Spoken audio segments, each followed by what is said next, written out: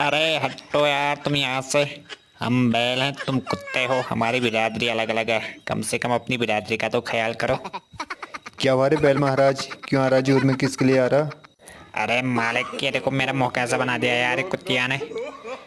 तुमने इसको हमें देखने के लिए रखा है और ये साले हम मुझ पे डोरे डाल रही है। मालिक इसको हटाओ यार यहाँ से, नहीं तो देख लेना मैं एक दिन इसका कत्ल कर दूंगा। मैं मार दूंगा गोली इसको। मालिक समझाओ यार इसको, ऐसा नहीं होता है।